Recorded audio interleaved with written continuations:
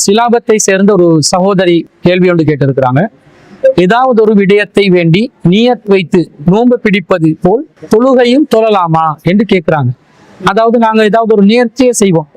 அந்த நேர்ச்சியை செய்வோம் எப்படி என்றால், இந்த காரியம் எனக்கு நடந்துச்சென்றா நான் இத்தனை நோன்பு பிடிப்பேன் என்று நோன்பு பிடிப்பதற்கு நேர்ச்சை செய்வதை போன்று, இந்த காரியம் எனக்கு நிறைவேறினால் இறைவா நான் இத்தனை ரக்காத்து தொழுவேன் என்று சொல்லி தொழுகையை நேர்ச்சை செய்யலாமா என்று கேட்கிறாங்க.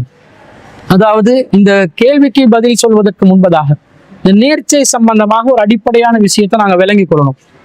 நேர்ச்சை என்பது எப்படிப்பட்ட ஒரு நிலையில் இருக்குதுன்னு சொன்னா, இறைவனோட ஒரு பேரம் பேசுற மாதிரி ஒரு தன்மையில இருக்குது. இறைவா நீ எனக்கு இதை செய்து தந்தால் நான் உனக்கு இதை செய்து தருவேன், எனக்கு இந்த காரியத்தை நீ நிறைவேற்றி தந்தால் நான் உன்னுடைய இந்த காரியத்தை நிறைவேற்றுவேன் என்ற மாதிரி இறைவனுடன் ஒரு பேரம் பேசி வியாபாரம் செய்யற மாதிரி ஒரு தோற்றம் இந்த நேர்ச்சையில் காணப்படுகிறது. இப்படிப்பட்ட ஒரு நிலையில் இது இருப்பதனால நபி ஸல்லல்லாஹு அலைஹி வஸல்லம் அவர்கள் நேர்ச்சையை தடை செய்கிறார்கள். எப்படி தடை செய்யறாங்க? நஹன் நபியு ஸல்லல்லாஹு அலைஹி வஸல்லம் அனின் நத்ரி, நபி ஸல்லல்லாஹு அலைஹி வஸல்லம் அவர்கள் நேர்ச்சை செய்வதை தடை செய்தார்கள். இன்னஹு லா யருது ஷைஅன், அது எதையும் மாற்ற போவதில்லை. இந்த நேர்ச்சை என்பது அல்லாஹ் ஏற்படுத்தின விதியில எதையும் மாற்ற போவதில்லை. ஆனா ஒண்ணு நடக்கும். இன்னமா யுஸ்தஹ்ரஜு பிஹி மினல் பகீலி, ஒரு கஞ்சனிடம் இருந்து அவனுடைய செல்வத்தை வெளியேற்றிவிடும். ஒரு கஞ்சன் செலவழிக்காம இருப்பான், ஆனா நேர்ச்சையின் காரணமாக இறைவா இது நடந்தால் நான் ஒரு ஆட்டை அறுத்து கொடுப்பேன்டா, கஞ்ச பயல் சாதாரண நேரத்துல எச்சி கையில காக்கா விரட்டாதவன் இந்த நேர்ச்சை என்று வரும்போது ஒரு ஆட்டை கூட குர்பான் கொடுப்பேன் அவன் பொருளாதாரத்தை வெளியே செலவழிக்கிறானே, இது வேணுமெண்டா நேர்ச்சையில நடக்குமே தவிர இந்த நேர்ச்சை இவன் செய்வதனால அல்லாஹ் விதியில எதையாவது மாத்துவானான்னு கேட்டா மாத்த மாட்டான் என்று நபி ஸல்லல்லாஹு அலைஹி வஸல்லம் சொன்ன செய்தியை அப்துல்லா இப்னு உமர் ரலியல்லாஹு அன்ஹு அறிவிக்கிறாங்க. சஹீஹுல் புகாரிலே 6608வது செய்தியாக பதிவு செய்யப்பட்டிருக்கிறது. இதே போன்று இன்னொரு அறிவிப்பு வருகிறது. இதே அப்துல்லா இப்னு உமர் ரலியல்லாஹு அன்ஹு அறிவிக்கிறாங்க. புகாரில 6692வது செய்தி, இன்னன் நத்ர, இந்த நேர்ச்சையை பொறுத்தவரையில் லா யுகத்திமு ஷைஅன் வலா யுஅஹிரு, இது எதை முற்படுத்தவோ பிற்படுத்தவோ செய்யாது. இந்த நேர்ச்சை ஒரு காரியத்தை முற்படுத்தோமாது, ஒரு நன்மையை முற்படுத்தோமாது, ஒரு தீமையை பிற்படுத்தோமாது. வஇன்னமா யுஸ்தஹ்ரஜு பின்-நத்ரி மினல் பகீலி, ஆனா ஒன்று மட்டும் செய்யும், கஞ்சனிடம் இருந்து அவனுடைய செல்வத்தை வெளியேற்றும். இதை மட்டும் நேர்ச்சையில நடக்கும் என்று சொல்லி நபி ஸல்லல்லாஹு அலைஹி வஸல்லம் சொல்றாங்க. அப்ப என்ன விளங்குது? நேர்ச்சையில எதுவும் முற்படுத்தோ மேல பிற்படுத்தோ மேல. எனக்கு நடக்கிற ஒரு ஆபத்தை நேர்ச்சையால பிற்படுத்த இயலுமான்னு கேட்டா இயலாது. எனக்கு ஏதாவது நன்மையை முன்கூட்டியே வர வைக்கணும் என்று சொல்லி நேர்ச்சை செஞ்சாலும் அதுல எதுவுமே நடக்க போறது இல்லை என்று ரசூல் ஸல்லல்லாஹு அலைஹி வஸல்லம் சொன்ன பிறகு இப்ப நேர்ச்சையை நாங்க செய்யறதுல இருந்து நாங்க விலகி கொள்ளணும். ரசூல்லா இவ்வளவு விளங்கப்படுத்திட்டாங்களே, நாங்க எதுக்காக நேர்ச்சை செய்யணும்? ஏதாவது ஒரு நன்மை ஒன்றை சீக்கிரமா அடைகிறதுக்கும் தீமை ஒன்றை தடுத்து நிறுத்தி கொள்றதுக்கும் தானே நேர்ச்சையை செய்வோம். அது நடக்காதுன்ட்டாங்களே ரசூல் ஸல்லல்லாஹு அலைஹி வஸல்லம். அப்ப எதுக்கு இந்த நேர்ச்சைக்காக நாங்க விழணும்? அது அவசியம் இல்லை. இப்ப நேர்ச்சையை விட்டு நாங்க ஒதுங்கி இருக்கணும் என்பதுதான் இஸ்லாத்துடைய அடிப்படையான அறிவுரை. அப்ப என்ன செய்யணும்? நம்முடைய நோக்கங்கள் நிறைவேறணும் என்றால், நம்முடைய தேவைகளை நாம் பூர்த்தி செய்து கொள்ளணும் என்றால், நாங்க என்ன காரியத்துல ஈடுபடணும், என்ன செஞ்சால் சரி என்று கேட்டால் அதற்கு அல் குர்ஆன்ல நமக்கு வழிகாட்டல் இருக்கிறது. திருக்குர்ஆன்ல சூரத்துல் பக்கரால 2வது அத்தியாயம் 45வது வசனத்துல அல்லாஹ் சொல்றான், வஸ்தஈனு, நீங்கள் அல்லாஹ்விடம் உதவி தேடுங்கள். அல்லாஹ்வோட உதவி தானே நமக்கு தேவைப்படுது. எப்படி உதவி தேடணும் என்றா, பிஸ்ஸப்ரி வஸ்ஸலா, பொறுமை மூலமும் தொழுகை மூலமும் உதவி தேடுங்கள். நீங்க அல்லாஹ்வோட உதவி வேணும் என்று சொன்னா அழகா பொறுத்து கொள்ளணும். கஷ்டங்களை பொறுத்து கொள்ளணும், நஷ்டங்களை பொறுத்து கொள்ளணும், இழப்புகளை பொறுத்து கொள்ளணும், பாதிப்புகளை சகித்து கொள்ளணும். நீங்க முகம் கொடுக்கக்கூடிய எல்லா பிரச்சனைகளையும் சவால்களையும் தைரியமாக முகம் கொடுக்கணும். இந்த பொறுமை, முகம் கொடுக்கிற தாக்க பிடிக்கிற தன்மை உங்களிடம் இருக்கணும். வஸ்ஸலா, தொழுகை இருக்க வேண்டும். ஐவேளை தொழுகையை, கடமையான தொழுகையை பேணி பாதுகாத்து தொழ வேண்டும். இறைவனுடைய நெருக்கத்தை பெற்றுத்தரக்கூடிய சுன்னத்தான நஃபீலான வணக்கங்களை அதிகம் அளவில் செய்ய வேண்டும். இப்படி நாங்கள் செய்தோம் என்றால் அல்லாஹ்வுடைய உதவி கண்டிப்பாக நமக்கு கிடைக்கும். ஆனால் அல்லாஹ் சொல்கிறான், இது பயபக்தி உள்ளவர்கள், பணிவுள்ளவர்களுக்கே தவிர மற்றவர்களுக்கு பாரமாக இருக்கும். பொறுமையா இருக்கிறது யாருக்கு பாரமா இருக்கும்? பணிவு இல்லாதவனுக்கு. அதே மாதிரி தொழுகையை நிலைநாட்டுவது யாருக்கு பாரமா இருக்கும்? பணிவு இல்லாதவனுக்கு. பணிவோடு இறைவனை அஞ்சி நடக்கக்கூடிய மக்களுக்கு தொழுகையும் பொறுமையும் அல்லாஹ்வுடைய உதவியை கொண்டு வந்து சேர்க்கும் என்று இந்த வசனத்துல அல்லாஹ் சொல்றதை நாங்க பார்க்கிறோம். அதே போன்று திருக்குர்ஆன்ல 2வது அத்தியாயத்துல 153வது வசனத்துல யா அய்யுஹல்லதீன ஆமனு, நம்பிக்கை கொண்டவர்களே, இஸ்தஈனு பிஸ்ஸப்ரி வஸ்ஸலா, பொறுமை மூலமும் தொழுகை மூலமும் உதவி செய்யுங்கள். இன்னல்லாஹ மஅஸ் ஸாபிரீன், அல்லாஹ் பொறுமையாளர்களுடன் இருக்கிறான் என்று அல்லாஹ் சொல்கிறான். நீங்க அல்லாஹ்வை தானே கேட்கறீங்க, அல்லாஹ்வோட உதவி தானே வேணும்ன்றீங்க, பொறுமையாளர்களோடு அல்லாஹ் இருக்கிறான். எனவே சொல்லுங்க, பொறுமையா இருங்க, அல்லாஹ்வோட உதவியை தேடுங்க, அல்லாஹ் உதவி செய்வான் என்றதை இந்த வசனத்திலிருந்து நாங்க விளங்கிக் கொள்றோம்.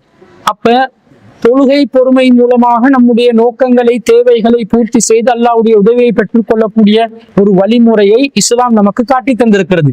அந்த வழிமுறையில் நாங்கள் ஈடுபட்டோம் என்று சொன்னால் கண்டிப்பாக எங்களுடைய தேவைகள் பூர்த்தி செய்யப்படும். அது அல்லாம அல்லாஹ்வோட பேரம் பேசுற மாதிரி நேர்ச்சைக்கு செல்ல வேண்டாம் என்று நபி ஸல்லல்லாஹு அலைஹி வஸல்லம் அவங்க தடுத்து இருக்கிறாங்க. ஆனா இந்த தடையை பொறுத்தளவுல இது 100% முற்றிலும் முழுதாக நேர்ச்சை செய்யவே கூடாது என்ற வகையில ஒரு தடை அல்ல. சில தடைகள் தடை என்ற தடை தான், திரும்ப அது யாரும் எப்படியும் இந்த நேரத்திலும் செய்ய முடியாது. சில தடைகளை பொறுத்த வகையில் அதை நபி ஸல்லல்லாஹு அலைஹி வஸல்லம் அவர்கள் அது தவிர்ந்து கொள்வது சிறந்தது என்ற கருத்தில் சொல்லி இருப்பார்கள். அப்படிப்பட்ட ஒரு கருத்துல தான் இந்த நேர்ச்சையை சொல்றாங்க. தவிர்ந்து கொள்ளுங்கள் என்றால் நேர்ச்சை செய்யவே கூடாது என்று இல்லை. நேர்ச்சையில எதை எதிர்பார்க்கிறோமோ அந்த விளைவு நடக்க போறதில்லை. ஆனால் நேர்ச்சை செய்ய வேண்டாம் என்பது மொத்தமாக நேர்ச்சையை வேண்டாம் என்ற கருத்தில் சொல்லப்படவில்லை என்பதை திருக்குர்ஆன்ல 2வது அத்தியாயத்துல 270வது வசனத்திலிருந்து நாங்க விளங்குறோம். அதுல அல்லாஹ் என்ன சொல்றான், வமா அன்ஃபக்தும் மின் நஃபகா, நீங்க ஏதாவது ஒரு நஃபகா ஒரு சொத்தை செலவிட்டால், அவ் நதர்தும் மின் நதுரின், அல்லது ஏதாவது ஒரு நேர்ச்சை செய்தால், ஃபஇன்னல்லாஹ யஅலமுஹு, அல்லாஹ் அதை அறிந்தவனாக இருக்கிறான். வமா லில் ஸாலிமீன மின் அன்சார், அநீதி இழைத்தோருக்கு எந்த உதவியாளரும் இல்லை. அப்ப அல்லாஹ் தஆலா சொல்றான், நீங்க நேர்ச்சை செஞ்சா அல்லாஹ்வுக்கு தெரியும், நீங்க ஒரு தர்மத்தை செய்தால் அல்லாஹ்வுக்கு அது தெரியும். அல்லாஹ் அத்தகைய நன்மக்களுக்கு தான் உதவி செய்வான், நியாயக்காரனுக்கு உதவி செய்ய மாட்டான். அப்ப நேர்ச்சை செய்யறவனுக்கு அல்லாஹ் உதவி செய்வான் என்றது இந்த வசனத்திலிருந்து நாங்க விளங்குறோம். அதே போல திருக்குர்ஆன்ல 76வது அத்தியாயத்துல 7வது வசனத்துல யூஃபூன பின் நதுரி, நன்மக்கள் என்ன செய்வார்கள் என்று சொன்னா அவர்கள் நேர்ச்சையை நிறைவேற்றுவார்கள் என்று அல்லாஹ் சொல்கிறான். வயகாஃபூன யௌமன் கான ஷர்ருஹு முஸ்ததீரா, தீமை பரவிய நாளை பற்றியும் அவர்கள் அஞ்சுவார்கள் என்று அல்லாஹ் சொல்கிறான். அப்ப நல்ல மக்கள் நேர்ச்சையை நிறைவேற்றுவாங்க என்று வருது. அப்ப நிறைவேற்ற வேணாம் என்று சொல்ல, நேர்ச்சை செய்ய வேணாம் என்று சொன்னது எந்த கருத்துல புரிஞ்சு கொள்ளணும், தவிர்ந்து போங்க சிறந்தது. ஆனா நீங்க நேர்ச்சையை செஞ்சிட்டீங்கடா நினைச்சிட்டீங்கடா அதை நிறைவேற்றணும். ஏன்னா நன்மக்கள் நேர்ச்சைகளை நிறைவேற்றுவார்கள் என்ற வசனத்திலிருந்து நாங்க விளங்கிக் கொள்றோம். அதே போல சூரத்துல் ஹஜ் 22வது அத்தியாயம் 29வது வசனத்துல அல்லாஹ் சொல்றான், சும்மல் யகுலு தஃபஸஹும், அவர்கள் தங்களுடைய அழுக்குகளை அகற்றட்டும், வல் யூஃபு நுதூரஹும், தங்களுடைய நேர்ச்சைகளை நிறைவேற்றட்டும், வல் யத்தவஃபு பில் பைத்தில் அதீக், பழமையான இந்த ஆலயத்தை அவர்கள் தவாப் செய்யட்டும் என்று அல்லாஹ் சொல்றான். அப்ப இதுல என்ன வருது, நல்லடியார்களாக இருந்தால் நேர்ச்சை என்ற ஒன்று செய்தால் அதை நிறைவேற்றணும். இந்த அல்லாஹ்வோட நீங்க பேரம் பேசுற மாதிரி ஒரு ஒப்பந்தத்தை போட்டுட்டீங்க, அது அல்லாஹ் தஆலாவும் நிறைவேற்றி தருவான் என்றால் நீங்க கண்டிப்பா என்ன செய்யணும், அந்த நேர்ச்சையை நீங்களும் நிறைவேற்ற வேண்டும் என்ற கருத்துல நாங்கள் பார்க்கிறோம். நபி ஸல்லல்லாஹு அலைஹி வஸல்லம் அவர்களுடைய இன்னொரு பொன்மொழி வருது புகாரியில 6696வது செய்தியில, மன் நதர ஐயுத்தி அல்லாஹ, யார் ஒருவர் அல்லாஹ்க்கு கட்டுப்படும் விஷயத்தில் நேர்ச்சை செய்வார்களோ ஃபல்யுத்திஅஹு, அவர் அதிலே கட்டுப்பட்டு நடக்கட்டும். வமன் நதர ஐயஸியஹு, யார் ஒருவர் அல்லாஹ்வுக்கு மாறு செய்வதாக ஒரு நேர்ச்சை செய்வார்களோ ஃபலா யஸிஹி, அவர் அதிலே அல்லாஹ்வுக்கு மாறு செய்ய வேண்டாம் என்று நபி ஸல்லல்லாஹு அலைஹி வஸல்லம் அவங்க சொன்னதாக ஆயிஷா ரலியல்லாஹு அன்ஹா அவர்கள் அறிவிக்கிறார்கள். அப்ப இந்த செய்தியில ரசூல் என்ன சொல்றாங்க, அல்லாஹ்வுக்கு கட்டுப்படுற மாதிரி நேர்ச்சையோட நீங்க செய்வீங்கன்னு சொன்னா அதை நிறைவேற்றுங்க, அல்லாஹ்வுக்கு மாறு செய்யற விதத்துல நேர்ச்சை செஞ்சா நிறைவேற்றாதீங்க என்று சொல்றாங்க. சில பேர் என்ன செய்வாங்கண்டா, இறைவா எனக்கு இந்த நேர்ச்சையை நீ நிறைவேற்றினால் இந்த மேனியில நான் கத்தி குத்து ராத்தி பொண்ணை கொடுத்துருவேன் இப்படி சொன்னா இது அல்லாஹ்வுக்கு மாறு செய்யறது. உனக்கு யாரு கத்தி குத்து ராத்தி கொடுக்க சொன்னா, கத்தி குத்து எல்லாம் யாரு உன்னை மேலுக்கு போட்டுக்கொள்ள சொன்னா, இது செய்யக்கூடாது. அதே போன்று இறைவா நீ எனக்கு இந்த நேர்ச்சையை நிறைவேற்றினால் நான் உனக்காக வேண்டி இத்தனை நாட்கள் வெயிலில் கிடப்பேன், அல்லது அமர மாட்டேன், அல்லது பேச மாட்டேன், மௌன விரதத்தில் இருப்பேன், இப்படியெல்லாம் மார்க்கத்துக்கு மாற்றமான விஷயங்கள்ல நேர்ச்சை செய்யக்கூடாது. எப்படி நேர்ச்சை செய்யலாம், இறைவனுக்கு கட்டுப்பட்ட விஷயம். இறைவனுக்கு கட்டுப்பட்ட விஷயம் என்றா உபரியான நோன்புகள். அப்ப நோன்புல நேர்ச்சை வைக்கலாம், இறைவா நீ எனக்கு இந்த காரியத்தை நிறைவேற்றினா நான் உபரியாக நஃபீலாக இத்தனை நோன்பை பிடிப்பேன் என்று சொல்லலாம். பரலான நோன்போ சுன்னத்தான நோன்போ இதுல வராது. இறைவா நீ எனக்கு இந்த காரியத்தை நிறைவேற்றினால் நான் ரமலான் மாதம் முழுவதும் நோன்பு பிடிப்பேன் ஒருத்தருக்கு நேர்ச்சை செய்யலைன்னு அது கடமை, அதை செஞ்சுதான் ஆகணும். அது செய்யாட்டி பாவியாகுவார். மறுவண்ணன் நேர்ச்சலை கொண்டு வந்து சேர்க்கிறது.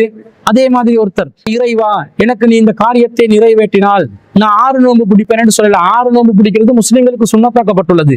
அது சுன்னத்துல வந்துருச்சு. அது எல்லாரும் செய்வதற்குரிய ஒரு வலியுறுத்தப்பட்ட அம்சமாக மாறிவிட்டது.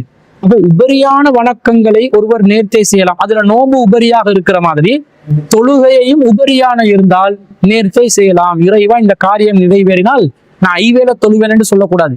ஏண்டா ஐவேளை தொழுவது கடமையாக்கப்பட்டுள்ளது, அது செய்யணும். முன்பின் சுன்னத் தொழுவேன் என்று சொல்லக்கூடாது. முன்பின் சுன்னத்து அது வலியுறுத்தப்பட்ட நிலையில உள்ளது. இது அல்லாத உபரியான தொழுகைகளை தொழுவேன் என்று சொல்லி ஒருவர் நேர்ச்சை செய்ய நினைத்தால் மார்க்க ரீதியாக அதுல எந்த தவறும் இல்லை. ஆனா மிகச்சிறந்த வழிமுறை இறைவன் மீது தவக்கல் வைத்து அவன் மீது பிரார்த்தனை செய்து நாம் அடிமைத்தனத்தை வெளிப்படுத்தி இருக்கரம் மீந்தி அல்லாவிடத்தில் பெறக்கூடிய அந்த உதவியை தொழுகை மூலமும் பொறுமை மூலமும் பெற்றுக்கொள்வதுதான் சிறந்ததே தவிர அதுக்கு மாற்றமான இந்த நேர்ச்சைகள்ல நாங்க போய் எங்களுடைய ஈமான் அல்லாஹ்க்கு பேரம் பேசுற மாதிரி ஆக்கி கொள்ளாமல் இருப்பது சிறந்தது. ஆனாலும் ஒருவர் நினைத்தால் இஸ்லாத்துல அதற்கு அனுமதி உண்டு. உபரியான வணக்கங்களை நேர்ச்சையாக நிறைவேற்றலாம். ஒரு குர்பானை கொடுப்பேன், உபரியான ஒரு குர்பானை கொடுப்பேன், அல்லது ஒரு நன்மையான காரியத்தில் ஈடுபடுவேன், ஒரு ஏழைக்கு தர்மம் செய்வேன், இப்படி எந்த விதத்திலும் ஒருவர் நேர்ச்சை செய்தால் அது நிறைவேற்றணும். அந்த நேர்ச்சைகள் மறுமையிலே விசாரிக்கப்படக்கூடிய நிலையில் இருக்குது. அல்லாஹ் நல்லடியார்கள் நேர்ச்சை நிறைவேற்றுவார்கள் என்று சொல்வதனால அப்படி அனுமதிக்கப்பட்ட நிலையில் உள்ள நேர்ச்சைகளை கண்டிப்பாக நாங்கள் நிறைவேற்ற வேண்டும் என்பதையும் நாங்கள் விளங்கிக் கொள்கிறோம்.